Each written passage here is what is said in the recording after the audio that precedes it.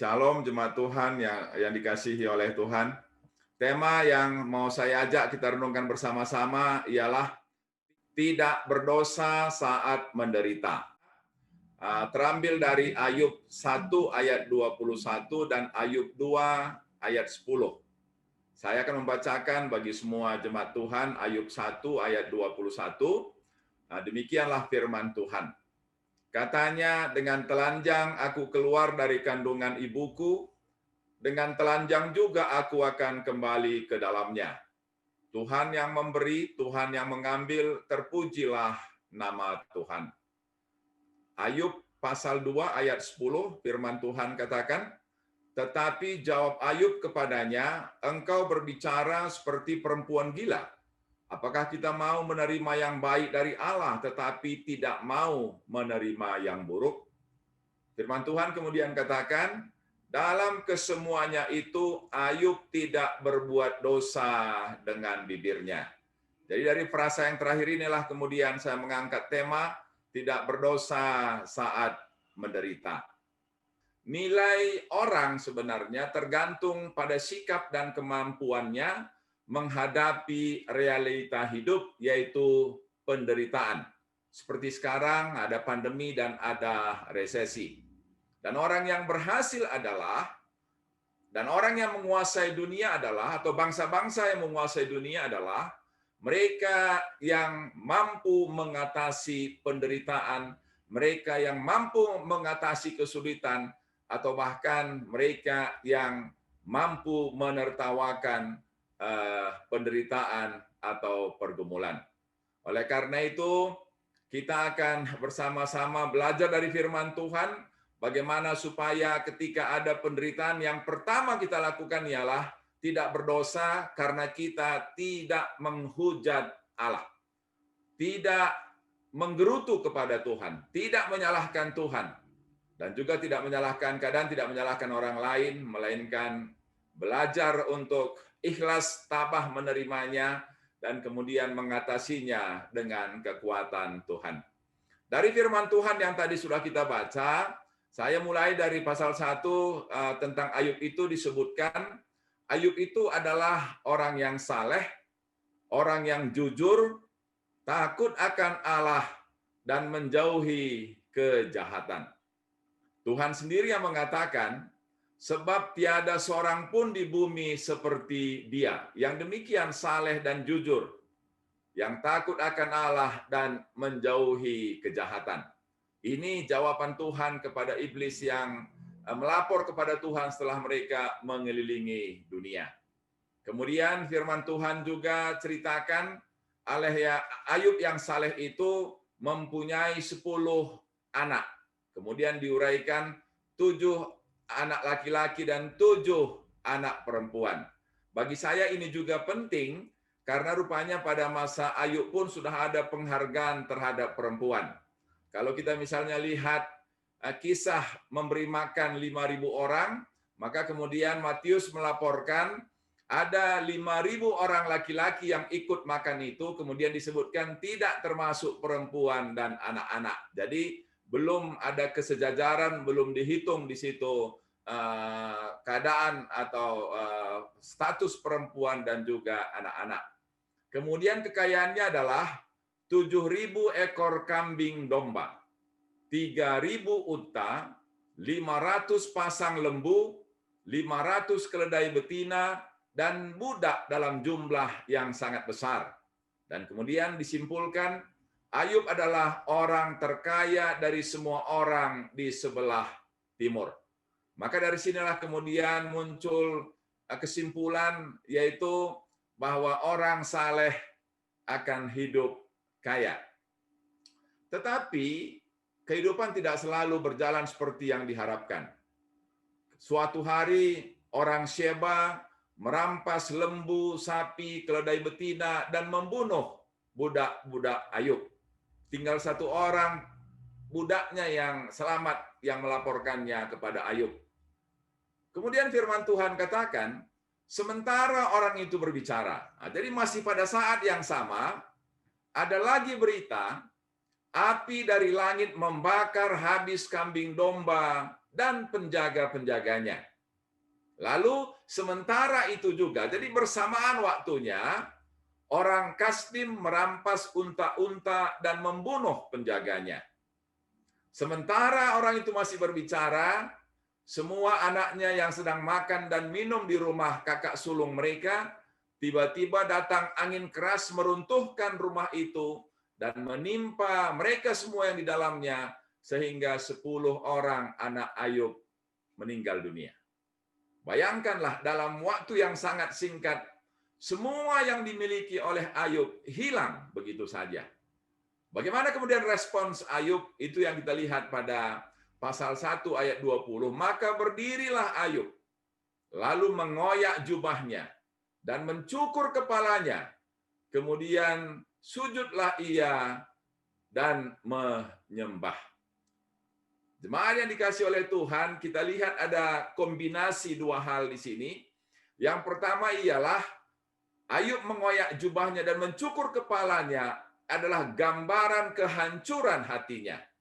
Tetapi dalam kehancuran hati itu, dia tetap bersujud dan menyembah Tuhan. Tidak ada komentar apa-apa, tidak ada protes apa-apa, tetapi dia tetap bersujud kepada Tuhan karena dia tetap menunjukkan hormatnya kepada Tuhan. Jadi walaupun dia menderita, tetapi dia tidak berdosa. Kemudian inilah responnya yang sangat terkenal dari Ayub pasal 1 ayat 21, firman Tuhan katakan, dengan telanjang aku keluar dari kandungan ibuku. Tidak ada aku bawa apa-apa selain nafas hidup dan badan. Itulah pengakuan dari Ayub. Dan yang kedua ialah dengan telanjang juga aku akan kembali ke dalamnya. Ya, mungkin telanjang itu artinya tidak bawa apa-apalah kecuali barangkali pakai baju, pakai celana, pakai sepatu. Kita tidak akan bawa semua hasil jerih payah kita ketika kita meninggalkan dunia ini. Maka kemudian dia katakan Tuhan yang memberi. Ya, artinya bahwa semua yang ada pada Ayub, semua yang ada pada kita adalah pemberian Tuhan, adalah milik Tuhan. Lalu kemudian Tuhan yang mengambil. Jadi artinya ada otoritas Tuhan untuk mengambil miliknya yang dititipkannya pada manusia. Maka kemudian disimpulkan, tetaplah terpuji nama Tuhan. Nama Tuhan tetap terpuji, apapun yang terjadi pada diri kita, nama Tuhan tetap terpuji. Melalui mulut kita, melalui perkataan kita, nama Tuhan tetap terpuji. Dan inilah dasarnya mengapa kemudian kita mencoba menjadikan Ayub 1 ayat 21 sebagai respons ketika ada teman-teman kita, ketika ada saudara-saudara kita yang meninggal, yaitu Tuhan yang memberi, Tuhan yang mengambil, terpujilah nama Tuhan. Kemudian rupanya kejadian tidak berhenti sampai di situ saja. Di Ayub pasal 2 ayat 7, firman Tuhan katakan, kemudian iblis pergi dari hadapan Tuhan, lalu ditimpanya Ayub dengan bara yang busuk dari telapak kakinya sampai ke batu kepalanya. Maka berkatalah istrinya kepada Ayub, masih bertekunkah engkau dalam kesalehanmu? Kutukilah Allahmu dan matilah. Ini nasihat dari istri Ayub. Tetapi apa yang Ayub katakan? Ayub yang lemah lembut, Ayub yang saleh. Tapi kalau sudah ditegur atau sudah berhubungan dengan kedaulatan dan kemuliaan Allah, maka dia bisa keras juga kepada istrinya. Dia katakan, engkau berbicara seperti perempuan gila.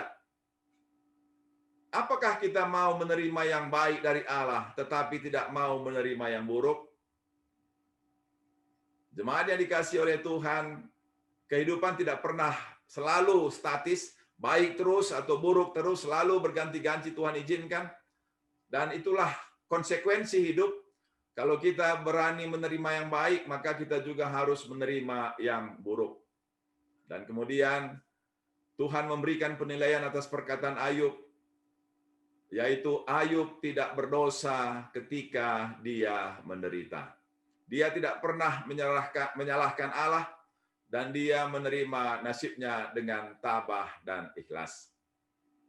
Saudara-saudara yang dikasihi oleh Tuhan, saya ingin mengajak kita melihat kisah kedua tentang Yusuf. yang ketika menderita tidak bersungut-sungut dan tidak menyalahkan Allah. Dalam Kejadian 37 ayat 2 diceritakan Yusuf itu muda dan berusia 17 tahun. Kerjanya menjaga domba kambing bersama dengan saudaranya. Kemudian di pasal 37 ayat 3 juga dijelaskan bahwa Yusuf itu diistimewakan ayahnya dan menerima pemberian pakaian yang baik yang indah dari ayahnya. Suatu hari Yusuf disuruh ayahnya untuk melihat saudara-saudaranya yang sedang berada di Sikem, sehingga tidak terlalu jauh dari tempat tinggal mereka. Dan Yusuf kemudian mengiyakan, menaati apa yang diperintahkan oleh ayahnya. Akan tetapi hal inilah yang mengubah jalan hidup seorang Yusuf. Ketika dia mendekati saudara-saudaranya itu berkata, "Lihat, tukang mimpi itu datang." Begitulah rupanya julukan dari kakak-kakaknya kepada Yusuf. Oleh karena itu kakaknya kemudian katakan, "Mari kita bunuh dia. Lalu kita laporkan kepada ayah bahwa dia mati dimakan binatang buas." Tetapi kata Ruben, salah seorang kakak dari Yusuf itu, "Jangan tumpahkan darahnya, lebih baik lemparkan saja dia ke sumur." Maka mereka melemparkannya ke sumur. Lalu ketika mereka melihat ada kafilah Ismail lewat menuju ke Mesir, kata Jehuda, salah seorang kakak dari Yusuf, "Apa gunanya kita membunuh adik kita? Marilah kita jual saja kepada orang Ismail itu, karena dia adalah saudara kita dan juga darah daging kita." Maka dijuallah kemudian Yusuf itu 20 sikal perak. Upah buruh sebulan itu 2 sikal perak. Jadi kira-kira upah 10 buruh lah ini sebulan. Yusuf dijual lagi dijual oleh orang Midian itu kepada Potifar, kepala pengawal raja. Dan mulailah Yusuf satu kehidupan yang baru, yaitu sebagai seorang budak di rumah Potifar. Firman Tuhan katakan dalam Kejadian 39 ayat 2, Tuhan menyertai Yusuf sehingga selalu berhasil dalam tugasnya.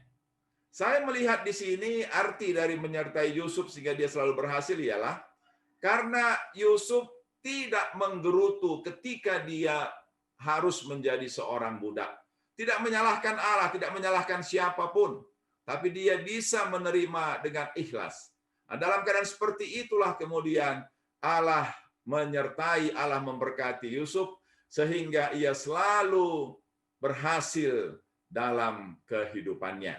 Ia bisa beradaptasi dengan keadaan yang baru yang sangat berbeda dengan keadaan yang sebelumnya.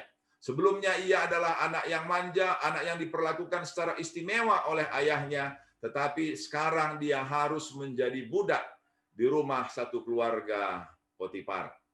Tetapi dia bisa menerimanya dan karena itulah Tuhan kemudian memberkatinya.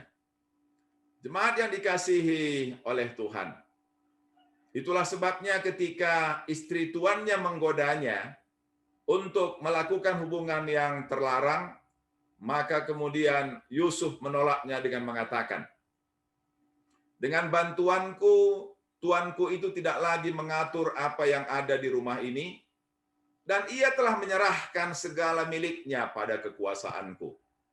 Bahkan di rumah ini ia tidak lebih besar kuasanya daripada aku. Dan tiada yang tidak diserahkannya kepada aku selain daripada engkau, sebab engkau istrinya. Bagaimanakah mungkin aku melakukan kejahatan yang besar ini dan berbuat dosa terhadap Allah?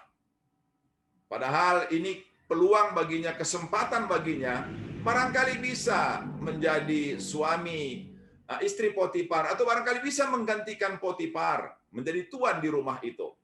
Tetapi dia menghargai kebaikan hati Potifar, menghargai kepercayaan Potifar, dan juga menghargai kepercayaan Allah yang diberikan kepadanya, sehingga dia tidak mau menodainya.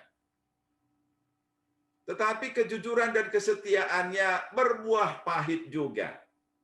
Ia difitnah istri Potifar, dan Potifar pun termakan pula fitnah istrinya. sehingga Potifar menjebloskan Yusuf ke dalam penjara. Jadi sudah jatuh, ditimpa tangga lagi. Itu ungkapan yang barangkali sering kita dengar. Apa respons Yusuf ketika pencobaan datang bertubi-tubi? Yang satu belum selesai, yang baru datang lagi. Kejadian 39 ayat 21 dalam terjemahan bahasa Indonesia sehari-hari, firman Tuhan mengatakan, tetapi Tuhan menolong Yusuf dan terus mengasihinya, sehingga kepala penjara suka kepadanya. Ia mempercayakan tahanan-tahanan lainnya kepada Yusuf, dan Yusuflah yang diserahi tanggung jawab atas segala pekerjaan yang dilakukan di dalam penjara itu. Kepala penjara itu tidak lagi mengawasi segala yang dipercayakannya kepada Yusuf, karena Tuhan menolongnya sehingga dia berhasil dalam segala pekerjaannya. Kalau melihat sikap Yusuf ini, saya hampir pasti tahu bahwa Yusuf ini tidak ada darah karonya. Karena kalau ada darah karonya, biasanya yang sering kita sebutkan ialah salah satu disebut sifat orang karo itu nukah jungut-jungut, mudah bersungut-sungut, tidak bisa menghadapi kesulitan, ngasup mesra, tapi ngasup lalit kaipe. Nah, jadi sebentar susah tidak bisa, tapi lama menderita sanggup.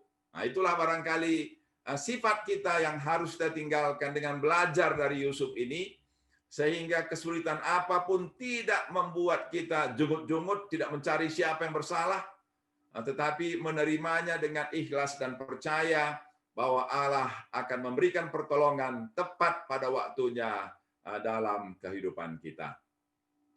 Yusuf ini tidak bersungut-sungut. Dia tidak mengatakan, aku sudah baik-baik kok malah masuk penjara. Kenapa Tuhan melakukan itu kepada aku? Dia tidak mengatakannya. Dia menerimanya. Sehingga Allah kemudian memberkatinya dan membuat hidupnya berhasil. Dan kemudian puncak berkat Tuhan itu kepada Yusuf ialah ketika Firaun bermimpi dan tidak ada seorang pun di Mesir yang dapat menafsirkannya. Tetapi Yusuf berhasil menafsirkan mimpi Firaun itu. Arti mimpi itu ialah Mesir akan mengalami panen raya selama 7 tahun, tetapi setelah itu akan ada masa paceklik 7 tahun. Demikian hebatnya masa paceklik itu sehingga hasil dari panen raya 7 tahun itu tidak akan cukup untuk memenuhi kebutuhan hidup orang Mesir. Itulah sebabnya kemudian Yusuf memberikan masukan kepada Firaun, supaya Firaun memilih seorang manajer yang mampu mengatasi masalah yang akan dihadapi bangsa Mesir. Karena kalau tidak, bangsa yang besar itu akan mati kelaparan. Artinya, Mesir membutuhkan seorang pemimpin yang bisa menyelesaikan masalah yang akan dihadapi oleh bangsa Mesir. Maka kemudian Firaun meresponsnya dengan mengatakan, kata Firaun kepada Yusuf, oleh karena Allah telah memberitahukan semuanya ini kepadamu, tidaklah ada orang yang demikian berakal budi dan bijaksana seperti engkau. Engkaulah menjadi kuasa atas istanaku, dan kepada perintahmu seluruh rakyatku akan taat. Hanya tahta inilah kelebihan daripadamu. Selanjutnya Firaun berkata kepada Yusuf, dengan ini aku melantik engkau menjadi kuasa atas seluruh tanah Mesir. Sesudah itu Firaun menanggalkan cincin meterainya dari jarinya dan mengenakannya pada jari Yusuf. Dipakaikannya lah kepada Yusuf pakaian daripada kain halus dan digantungkannya kalung emas pada lehernya. Lalu Firaun menyuruh menaikkan Yusuf pada keretanya, dan kemudian berserulah ia di hadapan Yusuf, hormat. Demikianlah Yusuf dilantik oleh Firaun menjadi kuasa atas seluruh tanah Mesir. Jemaat yang dikasihi oleh Tuhan, Yusuf adalah teladan bagi kita. Ia yang menderita selama 13 tahun. Tetapi tidak ada kita baca keluar dari bibirnya kata yang menghujat Tuhan. Tidak pernah dia menyalahkan orang tuanya. Tidak juga dia menyalahkan saudaranya. Tapi dia menerima realita yang terjadi padanya dan beradaptasi dengan realita itu, serta menyembah Allah, memohon supaya Allah memberkati dia dalam posisinya yang baru. Memberkatinya ketika dia menjadi budak, dan memberkatinya ketika dia menjadi narapidana. Inilah saya kira teladan yang perlu kita terima ketika kita sekarang sedang berada menghadapi pandemi dan resesi.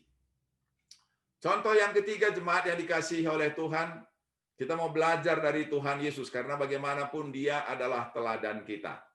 Kita akan belajar ketika Tuhan berada pada puncak penderitaannya. Di manakah puncak penderitaan Tuhan? Tentu puncak penderitaan Tuhan ialah ketika dia berada di salib. Kehausan, kepanasan, kesakitan, dan kelelahan yang demikian hebat karena banyak darah yang sudah tercurah dari dalam tubuhnya. Dan menjelang kematiannya, yang bisa kita simpulkan dia dalam keadaan sekarat. Tetapi dalam keadaan seperti itu, dia memberikan teladan kepada kita, memberikan contoh kepada kita, ketika kita menghadapi penderitaan yang ditunjukkannya dengan 7 perkataannya. Perkataan yang pertama ialah, "Ya Bapa, ampunilah mereka, karena mereka tidak tahu apa yang mereka lakukan." Ini perkataan yang luar biasa. Karena kecenderungan kita manusia ialah ketika kita menderita, kita mencari-cari siapa yang menyebabkan kita menderita. Lalu menyalahkan orang yang kita duga menjadi penyebab penderitaan kita. Tapi hari ini kita belajar, jangan salahkan siapapun. Dan bahkan kalaupun ada kelihatan orang yang menjadi penyebab penderitaan kita, maka kita harus belajar seperti perkataan Tuhan Yesus, ampunilah mereka, karena mereka tidak tahu apa yang mereka lakukan. Yang kedua ialah, sesungguhnya hari ini juga kamu akan bersama aku di dalam Firdaus. Ini ucapan kepada seorang penjahat yang ada di sebelah Tuhan ketika disalib. Orang itu mengatakan, Tuhan, ingatlah aku ketika engkau nanti kembali sebagai raja. Ketika engkau membangun kerajaanmu, ingatlah aku. Maka kata Tuhan Yesus, hari ini juga kamu akan bersama aku di dalam Firdaus. Tuhan menjadi berkat juga bagi orang lain, padahal dia sudah dalam keadaan sekarat. Dan inilah yang Tuhan inginkan dari kita semua, jemaat yang dikasihi oleh Tuhan. Ketika kita pun dalam keadaan menderita, berusahalah terus menjadi berkat. Nah, inilah barangkali saya kira yang perlu kita biasakan. Walaupun kita menderita, jangan kita bagikan penderitaan kita kepada orang lain. Aku susah, iya harus susah juga. Ya tentu jangan begitulah ya. Kalaupun kita susah, kita usahakanlah supaya kita menolong orang lain. Kadang-kadang ada teman-teman yang misalnya menjadi dosen, karena dia selama belajar begitu sulitnya, maka dia bilang, ya aku pun sulit mendapat gelar, kamu pun yang menjadi mahasiswa aku harus sulit juga lah kamu, supaya samalah nasib kita. Saya kira itu cara yang tidak tepat. Saya juga mengalami kesulitan ketika saya studi, tetapi saya berusaha untuk tidak mempersulit mahasiswa ketika mereka ada dalam bimbingan kita. Mari menjadi berkat walaupun kita sendiri dalam keadaan sekarat, karena itulah yang Tuhan tunjukkan kepada kita. Kemudian yang ketiga ialah ucapan Tuhan kepada Yohanes dan kepada Maria. Tuhan katakan, ibu inilah anakmu, inilah ibumu. Ini luar biasa bagi saya. Walaupun Tuhan sudah sangat menderita, tapi dia masih ingat nasib ibunya dan nasib muridnya Yohanes. Sehingga dia kemudian memberi seorang ibu kepada Yohanes, dan memberikan seorang anak kepada Maria, sehingga kemudian Maria tinggal di rumah Yohanes. Kemudian yang keempat, ini barangkali gambaran betapa menderitanya Tuhan ketika Tuhan katakan, Eli, Eli, lama sabachthani, Allahku, Allahku, mengapa engkau meninggalkan aku? Ini bukan pertanyaan yang meragukan kebaikan Tuhan, tapi ini adalah gambaran kesakitan yang dialami oleh Tuhan, penderitaan yang dialami oleh Tuhan sampai dia mengatakan hal ini. Kemudian yang kelima juga adalah gambaran penderitaan Tuhan ketika Tuhan katakan, aku haus. Itu adalah realita, itu adalah kenyataan. Seperti tadi Ayub merobek jubahnya dan kemudian menaburi abu ke kepalanya sebagai tanda kesakitan yang demikian hebat yang dialami. Dan kemudian yang keenam ialah firman Tuhan katakan, sudah selesai. Ini adalah gambaran bagaimana Tuhan menuntaskan tugasnya untuk menjadi juru selamat bagi kita. Tuntaskan tugas. Apapun tanggung jawab kita, jangan kita membuat alasan karena aku menderita, maka mohon ada pengertian dari orang lain karena aku tidak bisa memenuhi tanggung jawabku. Nah, saya kira tugas kita harus diselesaikan walaupun kita sedang menderita. Dan kemudian kalimat terakhir yang Tuhan katakan ialah, ya Bapa, ke dalam tanganmu kuserahkan nyawaku. Ini penyerahan total dari Tuhan, dan dia menyerahkan nyawanya karena dia sudah menyelesaikan tugasnya. Jadi jemaat yang dikasihi oleh Tuhan, pandemi yang sudah 8 bulan kita jalani membuat banyak orang kehilangan nyawa karena ribuan orang sudah kehilangan nyawa, kehilangan saudara, kehilangan orang yang kita cintai, juga kehilangan kebebasan, juga pembatasan keinginan dan kesenangan. Tadi Bapak Heno bilang pengen lihat yang hijau-hijau, tapi karena pandemi tentu terbatas ruang gerak kita harus menjaga supaya kita tidak berjumpa dengan banyak orang dan juga lebih aman kalau kita berada di rumah saja. Juga resesi yang sudah terjadi di tengah-tengah negeri kita sudah mendengar laporan banyak orang yang kehilangan pekerjaan, banyak juga pengusaha-pengusaha yang kehilangan pendapatan dan keuntungan. Bagaimana kita menghadapi keadaan-keadaan yang sedang sulit ini dan ke depan pun masih akan sulit juga. Maka kita belajar dari Ayub, belajar dari Yusuf, dan juga belajar dari Tuhan Yesus. Walau menderita, janganlah kita berbuat dosa. Jangan pernah menyalahkan Tuhan. Usahakan juga jangan menyalahkan siapa-siapa. Jangan bersungut-sungut. Tetapi marilah kita menerima, inilah hari ini realitas yang harus kita hadapi. Mari beradaptasi. Nah, kalau Presiden Jokowi pernah mengatakan, mari bersahabat dengan virus corona. Yang artinya ialah menerima bahwa virus corona ada di antara kita. Dan yang terpenting ialah tetap menyembah Tuhan, beribadah kepada Tuhan, berdoa kepada Tuhan, supaya kita dikuatkan pada masa-masa yang sulit ini, dibawa sampai nanti di ujungnya, ketika awan yang gelap sudah berganti dengan pelangi kasih Tuhan, damai sejahtera Tuhan yang berlimpah-limpah kepada kita. Walaupun kita harus berubah profesi. Kemarin ada jemaat kita yang biasa jual daging karena dagingnya tutup, maka saya sudah berubah profesi lagi, katanya menjual bedak atau menjual deodoran. Padahal sebelumnya saudara kita itu berjualan minuman. Tetapi bisa menerima perubahan-perubahan itu. Saya kira ini sesuatu yang luar biasa. Dan itulah yang harus kita lakukan. Apapun yang terjadi pada kita, pekerjaan yang berubah-ubah, kita berdoa kepada Tuhan supaya dalam perubahan itu pun kita berhasil. Dan jangan lupa usahakan tetap menjadi saluran berkat walaupun ekonomi kita, walaupun keadaan kita tampak sekarat. Tuhan memberkati dan Tuhan mengurapi kita. Mari kita berdoa. Bapa dalam kerajaan surga, kami berterima kasih untuk firman-Mu.